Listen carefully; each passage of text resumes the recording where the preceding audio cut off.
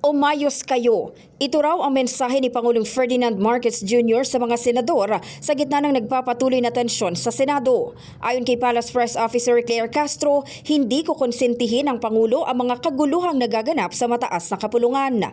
Pahayag ito ng palasyo matapos matanong tungkol sa mga insidenteng naganap sa Senado, kabilang ang tulakan sa pagitan ni Senator Robin Padilla at Interior Secretary John Vic Rimulya kaninang umaga. Kabilang din dito ang pagkakaroon ng paksyon ngayon sa pagitan ng Gatchalian at Cayetano Block. Gayunpaman, sinabi ni Castro na ang Senado pa rin ang dapat magplansya sa kung anumang gusot ang meron sa kanilang institusyon. Unang-una, yung internal problems ng Senado, dapat sila muna ang mag-sort out nito. Sila ang mag-settle ng anumang issues na kinapapalooban ng Senado. Muli ring iginiit ni Castro na si Acting Senate President Sherwin Gatchalian ang kinikilala ng Malacanang na leader ng Senado.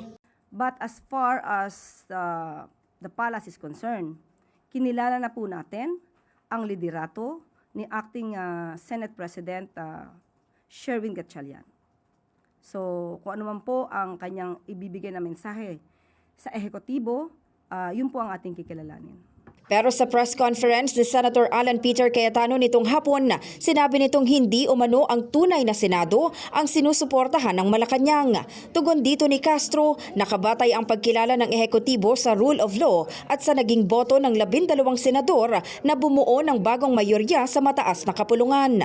At maliwanag, akin na rin nabanggit kanina, na tayo ay sumusunod lamang sa naging kautusan at naging desisyon ng Supreme Court sa Avellino versus Cuenco. At tandaan natin, yan din ang ginawang aksyon ni dating Senate President Franklin Drilon na nagdeklara siya noong 2015 ng quorum ng 12, di ba? Kasi may 17 at that time na recognize base number at nandoon sina Senator Alan at Senator Pia Cayetano. Wala naman naging pagtutol dito, wala naman naging ginawang aksyon na sinampa sa Korte Suprema. So yan ang nasusunod na jurisprudence ngayon.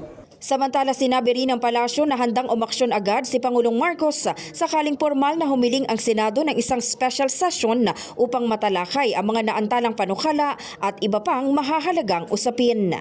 In the heart of changing lives, ako si Brigada Maricar Saragan ng 105.1 Brigada News FM Manila, The Music and News Authority.